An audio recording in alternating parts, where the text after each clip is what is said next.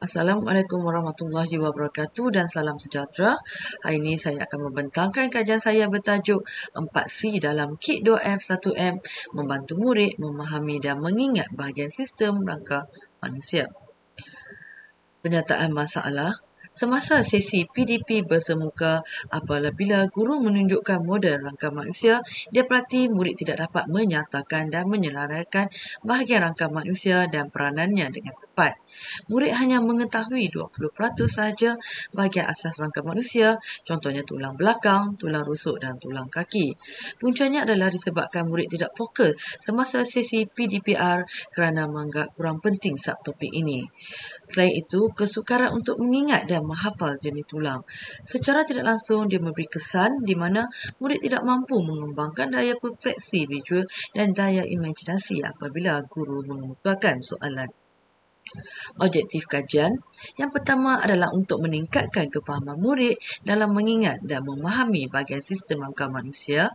Yang kedua, membantu murid memahami, mengingat dan menerokai rangka manusia dengan menggunakan alat Kit 2F1M. Yang ketiga, menerapkan kemahiran 4C dalam aktiviti pembelajaran abad ke-21 berpusatkan murid. Persoalan kajian, adakah penggunaan alat bantu mengajar Kit 2F1M dapat membantu murid memahami, mengingat dan menerokai bahagian sistem rangka manusia? Yang kedua, adakah kemahiran 4C dalam Kit 2F1M menerapkan pembelajaran berpusatkan murid dalam PAK 21? Pengumpulan data adalah secara lisan, bertulis dan pemerhatian. Melalui kajian literatur pembelajaran berpusatkan murid, di mana menurut Nur Azli Muhammad Ruslin menyatakan bahawa guru perlu menerapkan teknik pengajaran yang memberi peluang kepada murid-murid untuk mencongkir potensi diri. Makalah dari segi kemahiran 4C dalam blog Helmi 2016, pembelajaran abad ke-21 bukanlah hanya berteraskan kepada susun atur meja serta penggunaan tool seperti traffic light, reward parking lot. Sebaliknya, mestilah berasaskan kepada konsep 4C pembelajaran berpusatkan murid, elemen yang diterapkan menerusi kemahiran 4C. Yang terakhir, alat bantu mengajar. Menurut Rashid dan juga Abdul Razak menyatakan bahawa penggunaan bahan bantu mengajar merupakan sebahagian daripada usaha guru dalam merangsang minat dan tumpuan murid terhadap pengajaran yang seterusnya menjamin pemulihan pengetahuan dan kemahiran oleh murid. Intervensi diperkenalkan adalah dengan menggunakan Kit 2F1M. Kit 2F1M merupakan alat bantu mengajar yang digunakan semasa PDP bagi membantu murid memahami, mengingat bahagian rangka manusia. Dalam ABM Kit 2F1M ini mengandungi flashcard, flipboard dan model 3D rangka manusia di mana aktiviti pembelajaran ini berpusatkan murid. Dalam masa yang sama, murid menerapkan kemahiran 4C semasa aktiviti pembelajaran berlangsung. Pelaksanaan kajian. Berikut merupakan aliran pelaksanaan kaedah 4C dalam Kit 2F1M. Guru akan memberi talimat aktiviti dan murid akan dibahagikan kepada beberapa kumpulan. Aktiviti ini dilaksanakan secara round table di mana setiap kumpulan akan diberi Kit 2F1M. Model 3D rangka manusia dibina dan murid menerokai dan mengkaji setiap bahagian rangka manusia.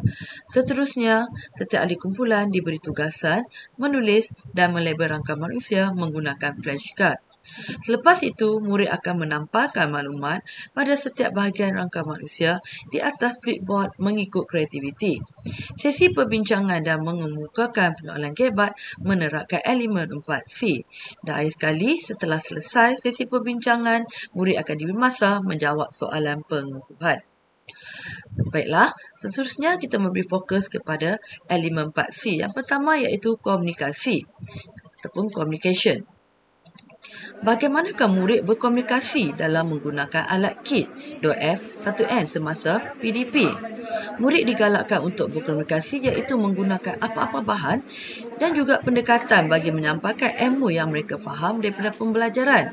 Mereka akan menerangkan berpandukan kepada buku teks dan juga menggunakan alat Kit 2F1M.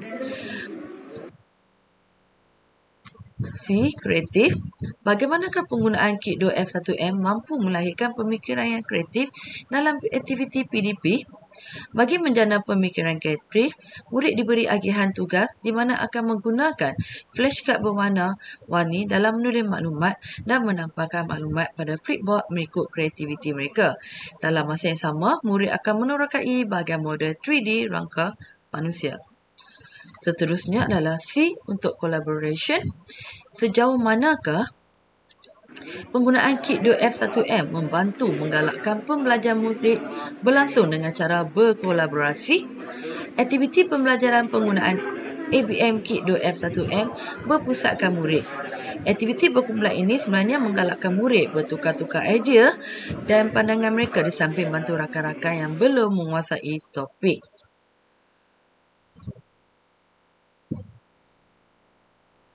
C untuk critical thinking. Bagaimanakah aktiviti PDP ini dapat membantu murid dalam menjawab penyoalan kebat? Dalam menerapkan PDP berunsurkan kebat, pengkaji melaksanakan beberapa strategi yang berkesan bagi membimbing murid untuk berfikir dengan mengemukakan penyoalan kebat mengikut aras murid. Pada masa yang sama juga, ahli dalam kumpulan juga akan mengemukakan soalan kepada rakan yang lain.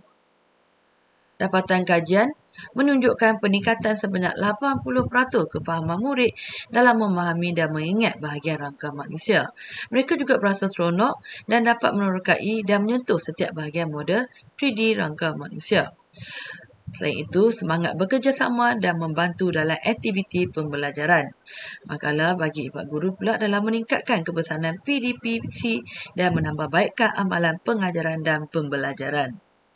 Dapatan penyoalan kajian. Adakah penggunaan alat bantu mengajar Kit 2F1M dapat membantu murid memahami, mengingat dan menerokai bahagian sistem rangka manusia?